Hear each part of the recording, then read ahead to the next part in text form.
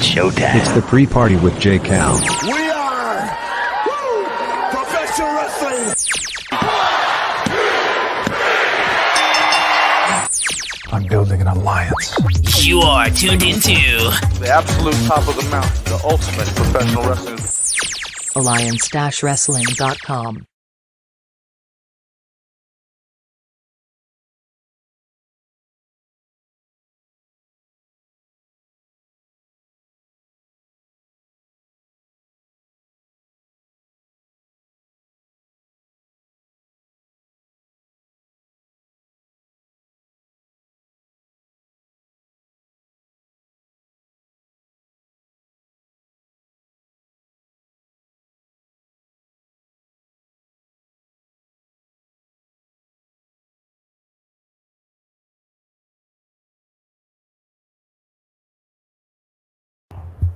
That hasn't happened in a while. Yes. Ladies and gentlemen, welcome to the pre-party. Just like old times, this here is a presentation of Alliance-Wrestling.com, your number one source for news and information for the National Wrestling Alliance and United Wrestling Network. And let me tell you what we do here every Tuesday. We get you pumped up, fired up, ready for whatever the NWA presents on its subscription service available on FITE TV. And tonight, Daddy, it's not Power, it's not Empower, it's not even Power Surge. Brother, they're doing by any means necessary. Part 1 starts tonight. Part 2, assumingly, is next week. And it's a stacked card. Stacked, jack, and ready to go. Is it? I don't know. It looks pretty good. The card itself looks not too bad. I mean, on the card, we are going to have matches from, Colby Corino and the Pope. We are also going to have a matchup with Judais and SAl Rinauro, with the stipulation that if Judais loses, Mr. Our pal Sal will have an opportunity to challenge for the NWA National Championship. Maybe that match will happen on December the 4th for Hard Times 2. Also in action, you're going to have Cyon, the masked mystery man, taking on Mims. And regardless of the outcome of that match, we know that Cyon announced just last week on Empower that he will be cashing in his opportunity to challenge for the TV title, to challenge Tyrus for this bad boy. Now, I will admit that Tyrus has some good taste, because when he picked his title belts, you know, the Pope had a white leather strap. You know, Zicky Dice wanted to do a pink one. Ricky Starks had the black one. But my man Tyrus, he's out there representing that red belt. And it looks oh so pretty on a red belt. So I have to give props to Tyrus on that one. That match will happen on December the 4th at Hard Times. But more tonight, right? Tonight we have also in action the NWA Women's Tag Team Champions, Team Hex, facing probably, I'm sorry guys, I can't lie to you. I can't make this sound exciting. I can't get fired up about it. This isn't a well-established women's tag team match here. We're not seeing Team Hex versus a team like the Allure that Ring of Honor gave us recently, or we're not seeing Team Hex versus like the Iconics or the Inspiration from Impact. We're not even getting a Free Babes. What we're getting is a makeshift tag team of Tootie Lynn, who I don't believe has had a single victory on NWA Power, and Thunder Kitty, who we saw at the Empower pay-per-view, but again has yet to win a single match within the NWA. Why this is still a title match, that I don't know. And I think what we have to ask ourselves is, why does the NWA keep doing stuff like this, right? Why does the NWA just book these matches willy-nilly? Now, I know when they had the team wildcard that was forged during the Crockett Cup 2019, I'm talking about Tom Latimer and Royce Isaacs. At least at that point, when you got that tag team, that makeshift tag team, they earned their opportunity by outlasting a battle royal, right? And although it was a two guys thrown together, the continuity that they had and the plans that they had going forward, those dudes were going to be a tag team going forward after that pay-per-view, regardless. But this is not that. This is not that. And if I was the NWA, if I knew Kylie Rae was not going to be able to fulfill her obligations in this match, I probably would have changed it. I probably would have made it maybe a 6-woman tag team match. I don't know. I just think it wasn't necessary to make this a title match. It still isn't necessary to have this as a title match. I just feel like that was a blown opportunity, a waste of time, if you will. It didn't make sense to me then. Doesn't make sense to me now. Even with Kylie Rae in action, it was still a makeshift tag team that didn't make a lot of sense. That we haven't seen zero interaction between Kylie Rae and Tootie Lynn. And again, why not put perhaps Genocide and Lady Frost as a makeshift tag team? Or why not use, I don't know, anybody? I just thought this was in poor taste. It didn't make sense. So, Heap says, I look so impassioned. I was, brother. I was fired up. Still am fired up. It's a Tuesday. Lamb's right. It's a Tuesday. So if I have tech issues, let's just blame it on Tuesday. Sorry, I did get this important work message I do have to attend to real quick. Sorry, guys. I'm so sorry.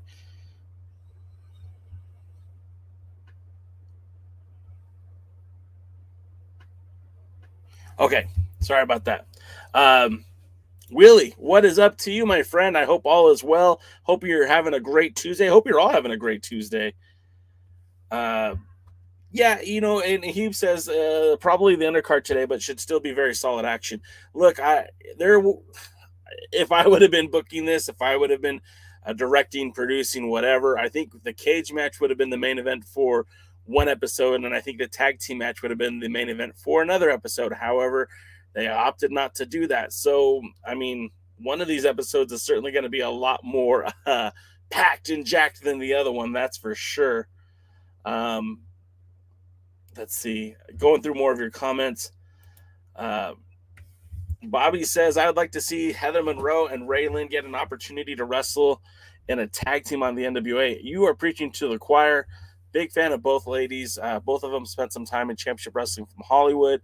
Heather Monroe has really been kind of like the face of the women's wrestling for the United Wrestling Network, having been a part of that big show in China just a few years ago, but also wrestling in Hollywood and Memphis and now Atlanta, and not just being on the card, but being one of the main spotlights of all of those shows. Props to Heather Monroe.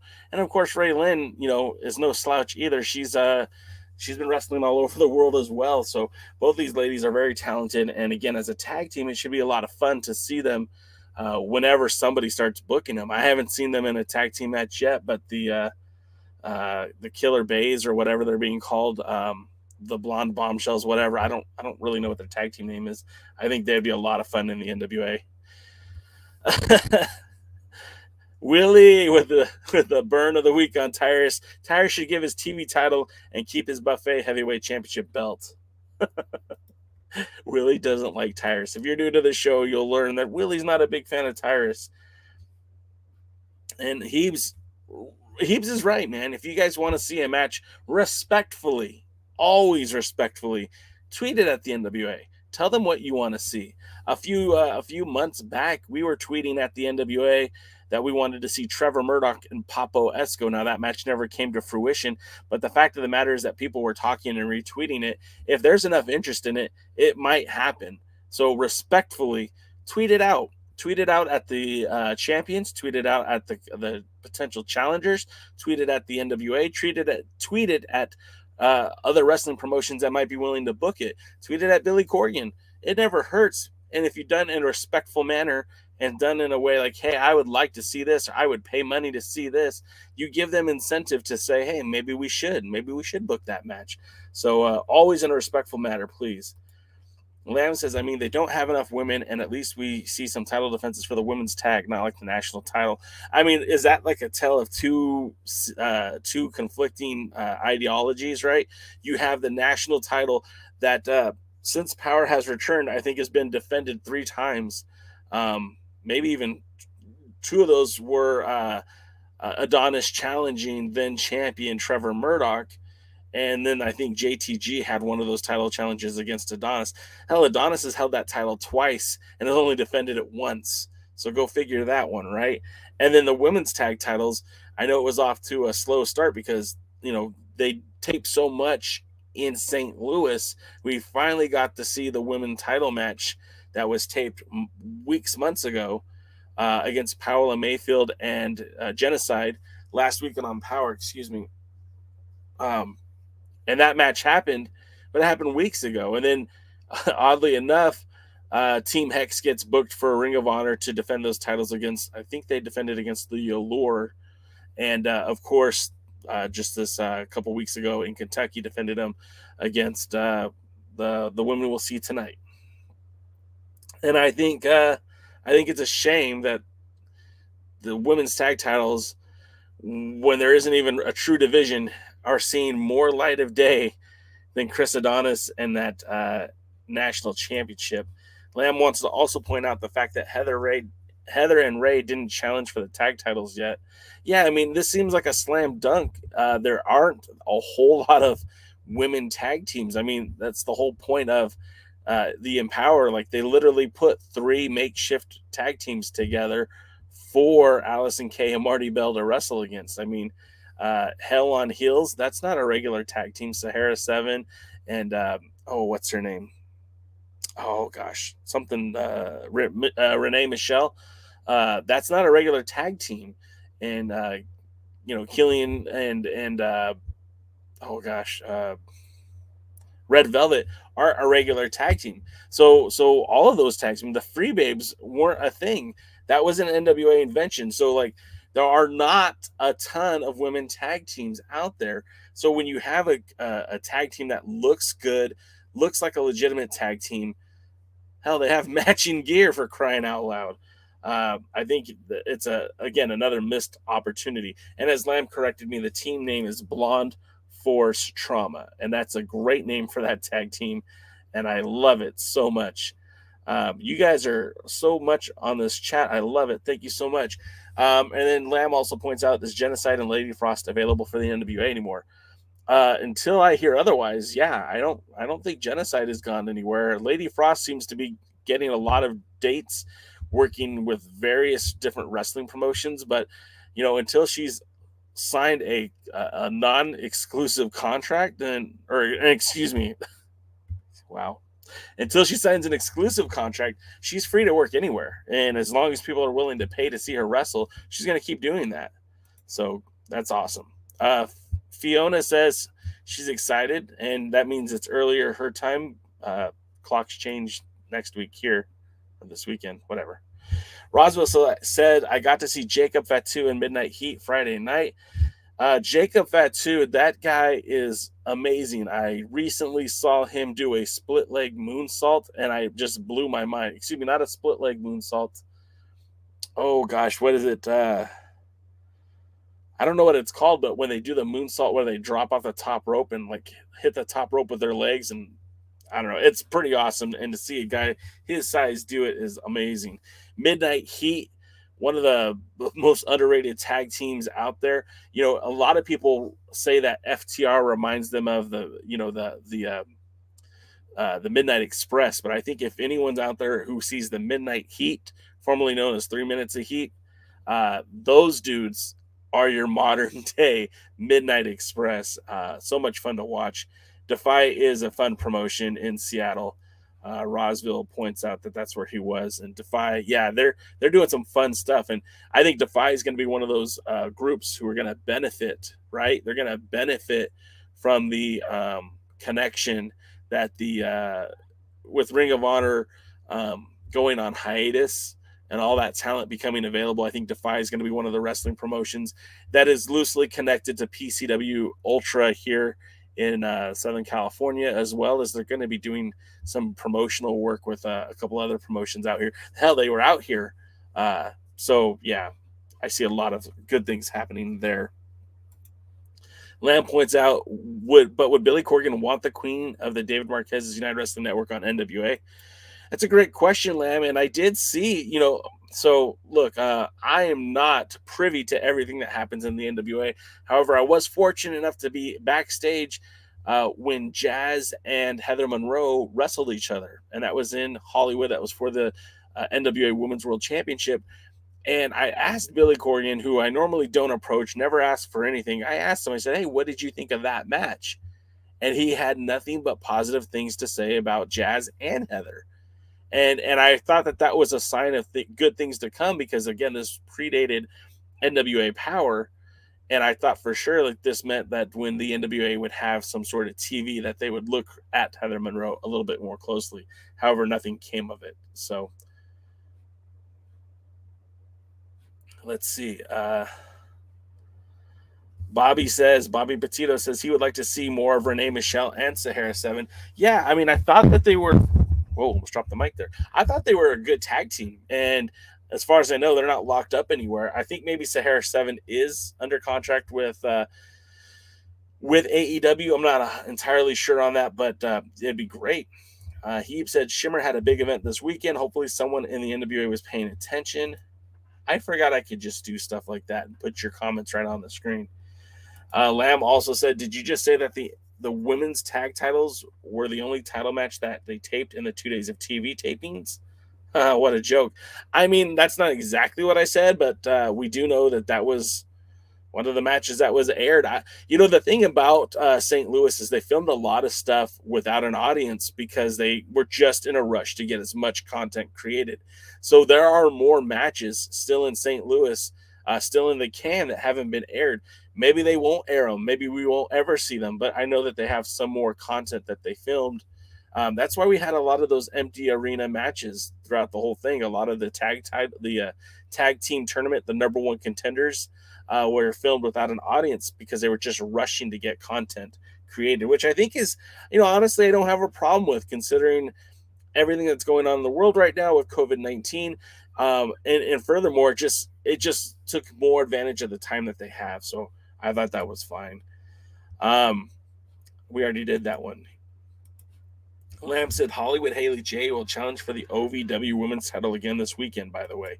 And again, really love the idea of the free waves. We've talked about that at length on the Alliance Guys podcast. You'll see that on Thursdays. We do that every Thursday at 8 p.m. Eastern, 5 o'clock Pacific. And that's basically, we recap the show that you guys are going to watch today. Turns out we're all big fans of the Free Babes. Unfortunately, they were only booked for that one night, and I feel like that was a wasted opportunity, because not only was Miranda Gordy very solid in the ring, a lot better than what I had anticipated, but Jazzy Wang Yang looked really good, and then Haley J, who didn't even compete in the ring, was really good at garnering attention and kind of had that charisma. And I would like to see more of her, perhaps in the NWA. But, you know, again, they didn't book them. They didn't book them. Chris says no one from Shimmer is coming to the NWA. I mean, you could say that all day, all damn day. But I mean, we've seen like Marty Bell and Marty Bell, Allison Kay have both been in Shimmer. I think Lady Frost has as well. I don't think there's anything preventing Shimmer talent from working with the NWA. But, you know, we'll see. Let's see. Bobby has been watching some championship wrestling from Atlanta because he says he would like to see Camille versus Rika Tahaka. And Rika Tahaka, I think, is a superstar in the making. And very much like Camille, I think they need to be very careful with her because she has a ton of potential, a ton of upside, but you want to do it the right way. You got to get her in some matches that are going to help her improve as a performer. You know, Camille is very fortunate to not only be surrounded by very talented wrestlers like Tom Latimer and Nick Aldis for all these years, but also the matches that she's had within the NWA have been pretty beneficial. I mean, working those 2 matches with Thunder Rosa, being in the ring with a talent like Thunder Rosa is going to force you to get better. And then she had the match with Serena Deep, again, forcing you to get better. And then she had the match with legit Layla Hirsch, forcing you to get better. And then she had a match with Chelsea Green, forcing you to get better. And I'm not saying that she's fighting, trying to be a better performer, a better wrestler, but matches like that are going to make her a much better champion, period. And then we know that she's going to be facing Mercedes Martinez in a few weeks. She's had a series of matches with Christy Janes in River City Wrestling. I think she wrestles Maddie Werdakowski very, very soon. So the fact of the matter is she's getting the great repetitions with some very good talent. I feel like if whoever is helping Rekka in her career, whoever's guiding her, should be trying to get her to do the same things. Maybe even if someone was smart, have her head down to Mission Pro and spend some time with the Mission Pro roster and working with those gals would definitely help elevate her game. And then Willie says Camille versus Jordan Grace would be great too. Like, look, Jordan Grace is great. Camille's getting there. I don't know if we'll see that match, but why not? Why not? And then Lamson said the Arabian Press is the moonsault variation. Was that the move I was trying to get to? That I just think it's so interesting to see guys who are of a larger size do that move. Because let's make no qualms about it. Jacob Fatu's probably close to 300 pounds, maybe even bigger. Dropping on the rope like that, I'm surprised the damn thing didn't snap. And the fact that he was able to contort his body to lend that moonsault was just a thing of beauty, So I do love that. And then Rosville also says that Viva was here and defended the PCW title. I mean, Viva is great, and I like Viva. But one thing that I just, Viva is cool. Oh, man, are they going to let me do it? Let me do it. Let me do it. Let me do it. That ain't right, bro. That ain't right.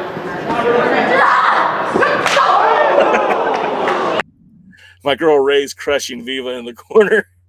I saw that live and I popped for it. I popped for it hard. You hear Viva scream, no, it drops down. And then Ray's just runs that knee right up into her face. Makes me very happy when I see stuff like that. Bobby Batito says, I would like to see the Hex versus Jordan Grace and Rachel Ellering. Now, there you go, right? Now you're talking. A tag team, a legitimate tag team. Yes, that would be great. I'm not sure if they're able to work that out, but yes. And then Willie Bowen comes back with Jessica Havoc and Rosemary to challenge Team Hex.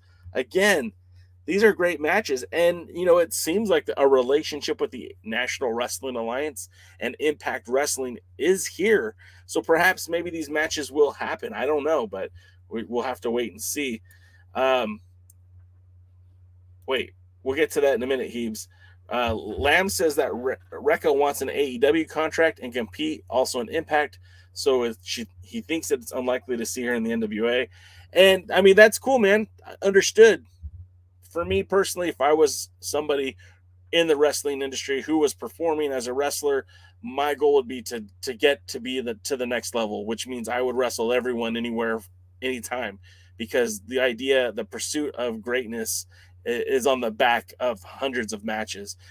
Bryan Danielson is as good as he is because Bryan Danielson has wrestled everyone and has wrestled everywhere from the early days of Memphis Championship Wrestling when it was still associated with the WWE, Shawn Michaels Wrestling Academy, to the MCW, to Frontier Martial Arts Wrestling in Japan, to APW, to Ring of Honor, to ECWA, to New Japan Pro Wrestling, and all points in between: Ring of Honor, Dragon Gate, Evolve, the WWE, NXT, SmackDown, and now AEW. I mean, the guy's done everything, and I feel like as a professional wrestler, that's the best way to get it done, is to get out there and do it. But that's just me. Heeb says, we are burying the lead. Did anyone check out SICW after the title match announcement? No, Heaves. I did not check that announcement. I know our good pal, Certified Hustler, was on the case. He was talking to Trevor Murdoch, and I've heard that the match has been announced, but I haven't seen it formally announced anywhere. And so until I see it formally announced or endorsed by the NWA, I'm going to just pump my brakes and wait. I know that, we are here November 2nd. The days are ticking away to December 4th. We're a month away from Hard Times #2. So we'll see. But I haven't seen anything official making that match official. Sean Mega says, big guy shouldn't do those moves. I mean, there's certainly that's certainly up for debate and discussion. I mean, I remember when Brock Lesnar was in Ohio Valley doing shooting star presses on quite the regularity, and then when he got to the big roster, they said, hey, no more of that. And then the one time he tried to execute it at a big WrestleMania moment, he face planted and nearly killed himself, and Kurt Angle had to carry the rest of the match, thankfully, which wasn't very much.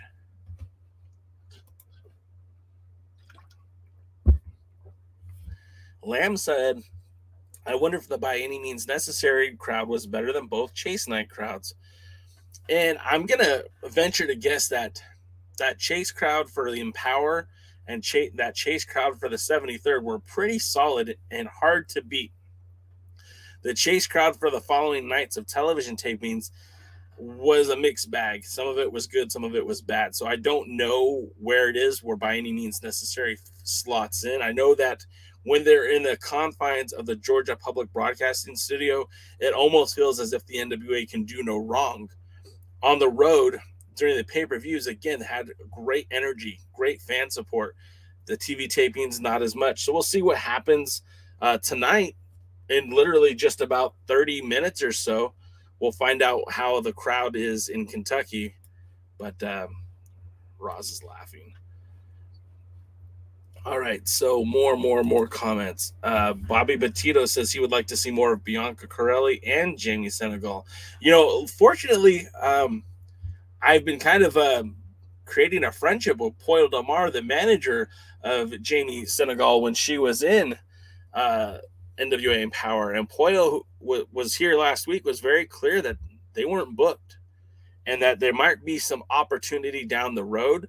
But everything was already written. Everything was already decided. So it's crazy to me that a company that is not very big couldn't be able to pivot quickly to include other members of the other roster members and adding more talent to the shows. But we'll have to wait and see, I guess. Sean says that the Impact and AEW relationship is over. And I'm going to say the door is shut, but it hasn't been tossed in the, hasn't been destroyed. I think that door can be opened up anytime, anywhere, and especially when their Impact just signed Speedball Bailey. I think that door might open up again. Willie says he would love to see Ruby Reyes wrestling for NWA Power. I'm a big fan of Ruby Reyes. I consider her a friend, so I'll be honest, I'm biased. But she is a worker, and she can work just about anywhere. She has a unique size. She has a unique. She's different than what you see on the most indies these days.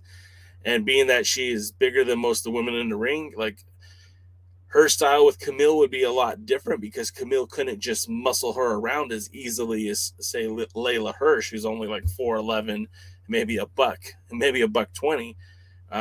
Raze is a lot bigger than that. Terry McDermott says, "Who is the main event tonight?" I as far as I can tell, it looks like the main event is going to be the women's tag team match. But again, that doesn't even, nothing is concrete. I mean, when you look at the lineup for the card, which match stands out the most? Judais versus SAl Rinauro, Cyon versus Mims, the Pope versus Colby Corino, or the women's tag team match. I mean, out of all those, the tag team match has the most credibility, I guess. So that's the match that I would say would probably be the main event. But again, I feel like it was a missed opportunity that they could have split the two cards, the one card into two. And I think you could have had that one main event being Crimson and Jack Staines in the steel cage, and the other main event being the tag team match with Nick Aldis and our world's heavyweight champion Trevor Murdoch defending against Strictly Business. Not defending, just Strictly Business. Heeb says it's weird how big of a show they are booking for a Wednesday. Heebs, I don't follow, sir. You'll have to explain yourself to me. Sean says that Cyon versus Mims is the main event. I mean, look, that's not those guys are going to put on an interesting bout. And remember, these aren't matches that were set up for Power. So Power has a very formulaic, every episode it's the same thing, right? Promo match, promo match. This was a live event, so I don't know if they had a podium where May and Kyle were interviewing people prior to their matches. I don't know if there was anybody else coming to cut promos. I don't think there's going to be much of a format like Power, and I think that's a good thing. And I think more shows like this down the road will be a lot better for storytelling for the NWA. You could record generic matches all month or all 4 days of TV taping, for Power in the Georgia Public Broadcasting Studios. But if you can go out and get live events and just put on wrestling, just good old-fashioned wrestling, I think it's best for everyone involved. So we'll see. Dodie says, I am late to the party. What did I actually miss? Well, we're just talking about this card, Dodie. We're just trying to figure out what's happening. This is By Any Means Necessary. Night number 1 is going to feature a couple of matches that have some varying degree of interesting and fun, and we'll see how well it goes. And Heebs is talking about the title defense on a Wednesday. Yeah, I mean, again, is that really happening? I mean, our boy Certified Hustler, I know he's out there trying to make things happen, but he also reported that Tessa Blanchard was coming to the NWA and that she was in St. Louis. Neither one of those were true. So Lamb says we're all excited that we'll see the women's tag titles being defended on Power. And, I mean, look, I don't hate the idea that the women's titles are being defended. It's just, again, look at these opportunities that have been marginalized or just flat out wasted. You have a TV champion who I don't think was on By Any Means Necessary, which is okay. That's fine. He didn't have to be. Your world title was put into a tag team match, and you put Trevor and Aldis, and that's another interesting thing, but we'll get to that in a moment. Aldis and Trevor in a match against Strictly Business. Now, the booking for that seems odd to me as well, and I'm not here to try to ruin anyone's expectations of the show or to poo-poo on anything, but Aldis was supposed to, prior to the 73rd anniversary pay-per-view, Aldis had nothing but disdain for Trevor Murdoch. Now, I've been in a handful of fights in my life, and I don't go and start respecting the person that whipped my ass. I just don't. I don't understand that. If anything, there should be more disdain and there should be more animosity. But instead, it all had become internalized, and now Aldis has found peace, and he's trying to be a better version of himself, which is great. Unblock me on Twitter, Nick. And then furthermore, oh, geez, I just sound like certified hustler.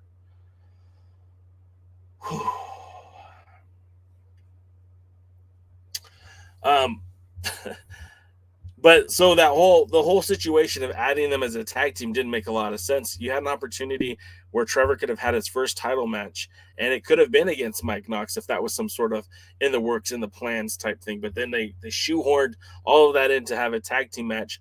Tom Latimer and Chris Adonis versus Aldis and Murdoch. Again, just seems forced, right? It didn't happen organically. It didn't happen like over time. It's like, oh, all of a sudden now we're a tag team. Like Trevor wasn't even the guy out there to rescue Aldis when Strictly Business came after him. So the whole thing is weird. The whole thing doesn't make sense to me. And maybe watching the match, I'll buy into it. Maybe watching the match, I will believe. But I got to be honest with you, it's kind of hard to suspend my beliefs, to suspend reality when so much of it's been kicking us in the face for the last year. Heeb says that Hex versus Kylie and Tootie would have slapped us as a main event if that was the reality. Hex versus Kylie and Tootie would have slapped as a main event. Oh, okay. Yeah, absolutely. It would have been a great match because Kylie's really, really good. And from what I've seen from Tootie Lynn, she's getting there. And then you have someone like Marty Bell and Allison Kay, where Marty Bell is great at selling the face in peril, and Allison Kay comes in as an ass kicker. Allison Kay, AK. Anyways, it makes sense, and that kind of a match would have worked. That's not what we're going to get with Thunder Kitty. Shaw Mega says Cyon is doing all the work for the TV title match buildup. Well, I mean, they've done a little bit with, they've had the Austin Idol sports management kind of pick apart Cyon for challenging for the TV title. They've made it very, they've made it seem kind of odd, and have said as a family, you don't turn on your family and stuff like that. And they really only teamed up like once or twice. So the whole thing is weird. The whole thing is strange. And again, I want to get excited about the show, but when you start talking about the booking, it gets a little hard.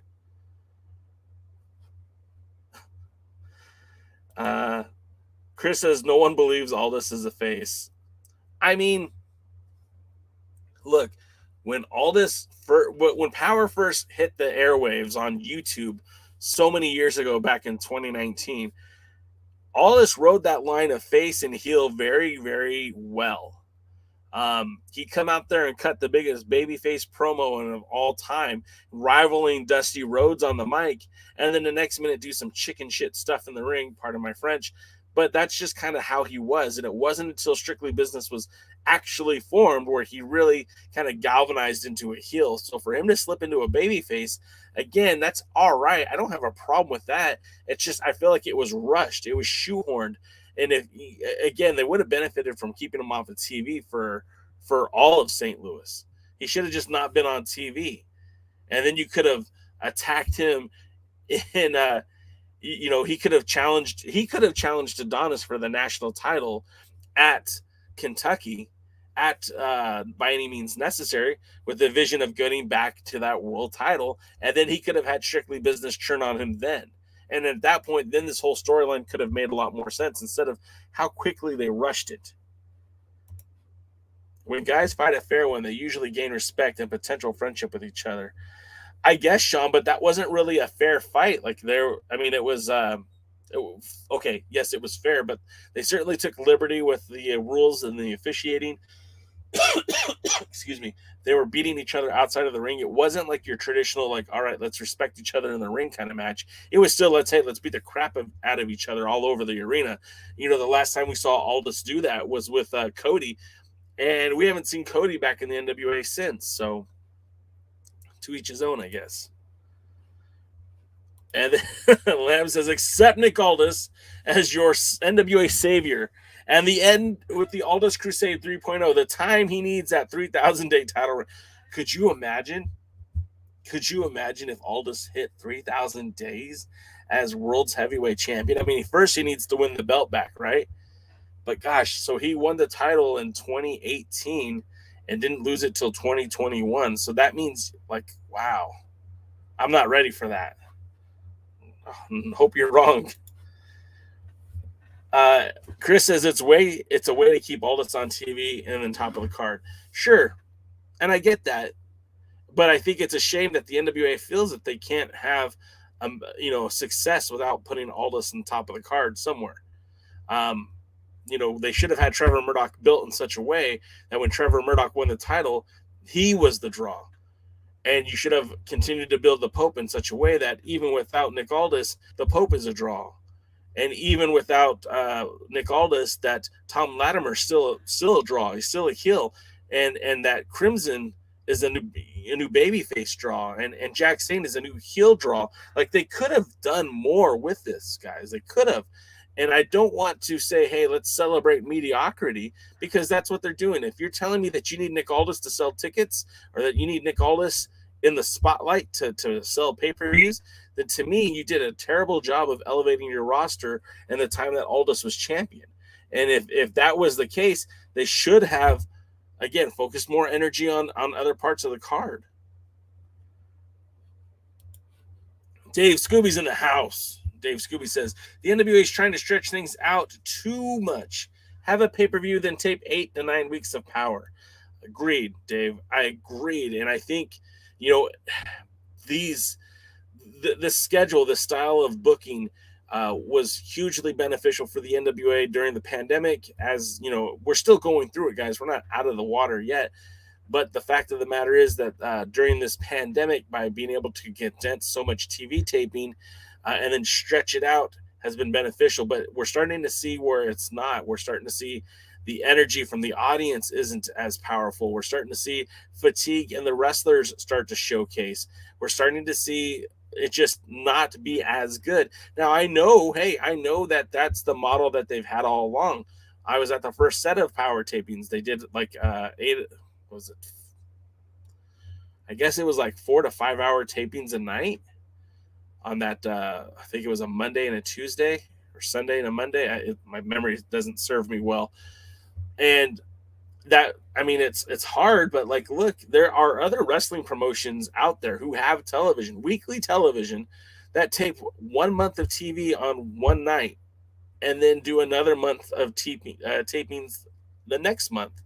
And we see that with Hollywood, Atlanta, and also Memphis. All Championship Wrestling, All United Wrestling Network. I know, hey, that's a Dave Marquez thing, sure. But look, if the NWA was able to do that, the energy in the audience would be better. The talent wouldn't be as fatigued at the end of the tapings. And you'd be able to pivot on storylines that aren't going anywhere. You would be able to pivot quicker and make these things more meaningful when they are going over. So, I mean, again, I could talk about that till I'm blue in the face. I understand it was a money-saving measure early on, but at this point, now that your pay-per-views are back, and now that you're having ticket sales, and now that you're able to sell merchandise, you have the live attendance. I mean, all of these things, you're still charging us for something that used to be free. I don't want to really hear about the lack of money at this point. Like, why? The money should be generating, and if it's not, what are we doing wrong? What are you doing wrong, NWA? Let's see. Sean says maybe FITE TV wants Aldis, and that's a great point. That's a very good point. Then that's how your show should have been booked, and you shouldn't have gone any other direction but that. If you tell me that you're going to take them off TV but never really take them off TV, then you didn't serve your audience. And if you're not serving your master in FITE, That's another problem. But again, I don't think I don't think the NWA answers to FITE. I mean, that was part of the reason why they didn't want to go to a big network in the beginning, is because they didn't want to have to change their product to match a provider's point of view. So, yeah, Dr. Stinson. And again, I love Dr. Rob. I hope you guys understand that there seems to be like this misconception that me and the Alliance guys have some sort of heat with the bearded trio, and nothing could be further from the truth. I love those guys, all three of them. Will, Gary, Doc, those guys are great. And like I said, I love those guys. I understand the job that they do, and that's why the show that they do, and it's all good, man. There's room for both. And if you enjoy their show, awesome. And if you don't enjoy that show, that's also awesome. The thing about pro wrestling and in life in general is we get to choose. You get to choose what you like and what you don't like. You can support what you like and you don't like.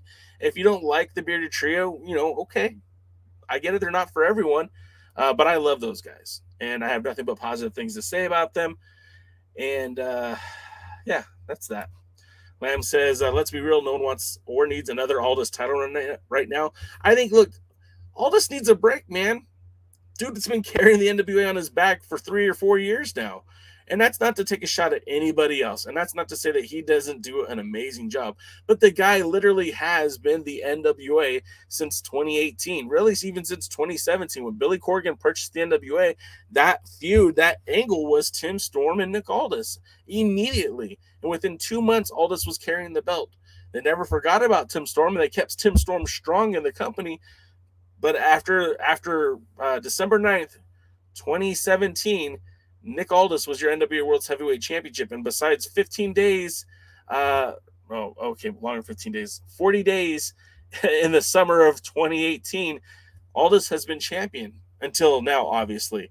So I think it's great that Aldis is not in the title hunt. I think it's great that Trevor Murdoch is our champion. And I think they just need to find something compelling and some good storyline for Trevor Murdoch. Maybe we'll get it with Mike Knox. I'm not going to hold my breath for a Mike Knox, Trevor Murdoch being, a barn burner, but I'm hoping I'm wrong.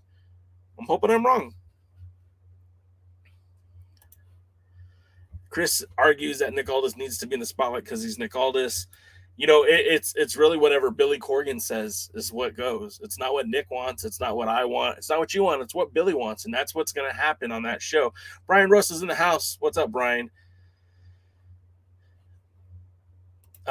Brian Russ says fatigue in the wrestlers. I think so. I mean, look, this show has been the roster is ever evolving, but there's been a core group that hasn't changed since day one. And I do believe there is some sort of fatigue on the show. I do believe that there is there's time to pull it back a little bit for some of the guys. Rosville agrees that the energy would be better all over. I think so. Roswell says the current taping schedule visibly is hurting the NWA during the promos. You hear it. Yeah, and it's so just discombobulated. I mean, think back to the championship series, right? When Tim Storm and Joe Galley had Molina at the booth, and they were confused about the power. They were confused about the championship series and who was on whose team, and it's like if that was all filmed at once, because it was all filmed, 4 days of programming, or 4 months of programming in 1 or 2 days, it's easy to get confused. If it's a storyline that they've been doing on TV for 1 month here, 1 month there, it would have been, I think, better, and I think it would have been less confusion. Sean says, I think the NWA budget is more expensive than any any Marquez promotion, and that's just a guess. There might be some truth to that, but when you look at some of the talent that's coming to the United Wrestling Network, it's kind of hard to argue that. I mean, in the last few months, in different various NWA promotions, we saw Jonathan Gresham and Mike Bennett in Atlanta. We saw Mike Bennett, Chris Dickinson in Hollywood. We saw Hell, we saw Chris Adonis and Camille in Championship Wrestling from Memphis. And then even at the most recent TV tapings, we saw Max Caster return to United Wrestling Network. We saw guys like Manders come back to the United Wrestling Network. And so, yeah, there is a lot of star power in the NWA. But maybe if that's a problem, maybe you should negotiate your contracts differently, or maybe find talent that isn't so expensive. Because if it's literally just the cost of production, you go watch an episode of Championship Wrestling from Hollywood and compare that to the production values of the NWA in St. Louis, and I'm going to tell you that the Hollywood program looked much better. Much better.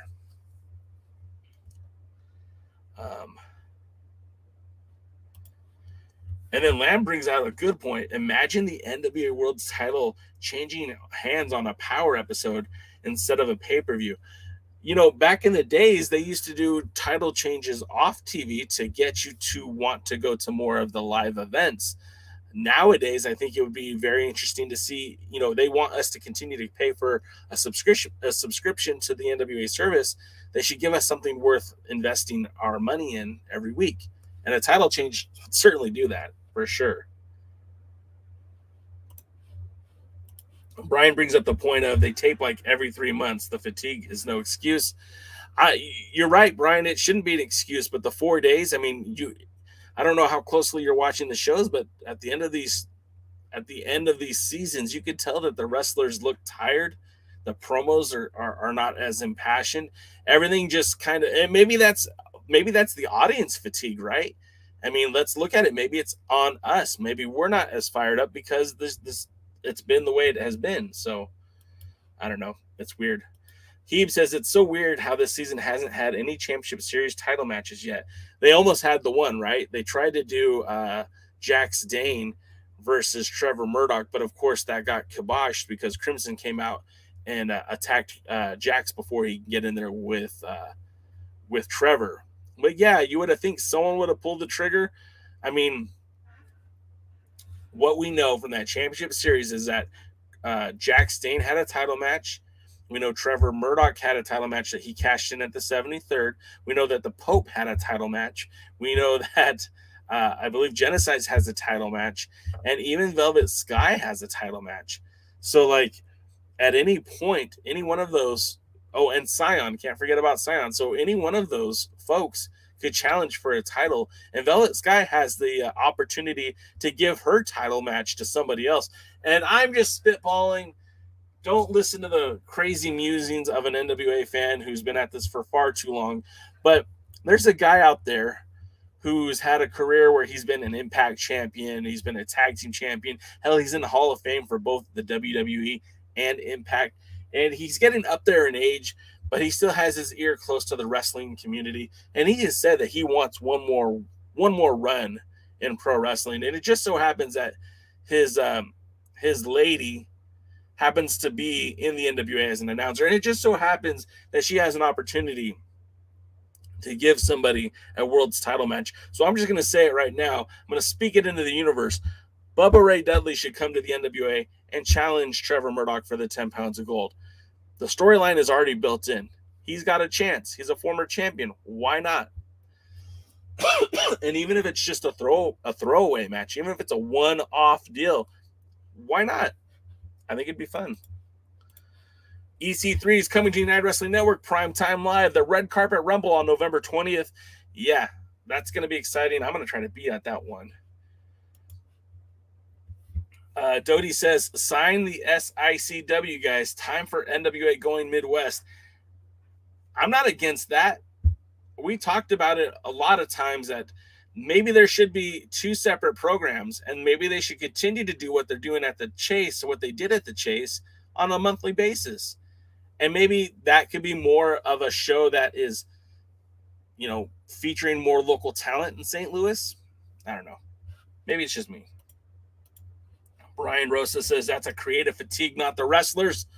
Hey, Brian, I mean, you've been in that environment a heck of a lot longer than I have, and more frequently as well. So I definitely believe in what you're having to say.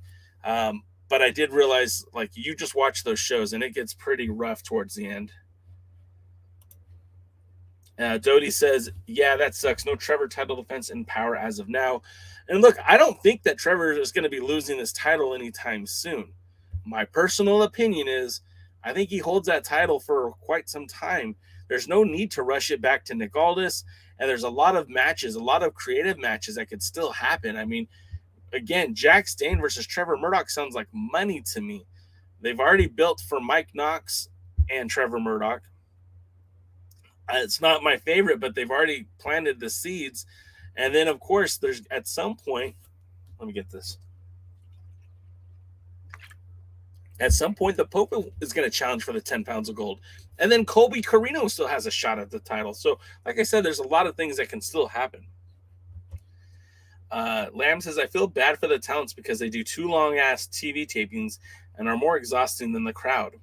And like, look, what Brian says is like, you know, hey, these are professional athletes. And Kevin, my co-host for Thursday nights, would also argue like, hey, these guys and gals are professional athletes and should be ready to go for these tapings. They shouldn't have the fatigue.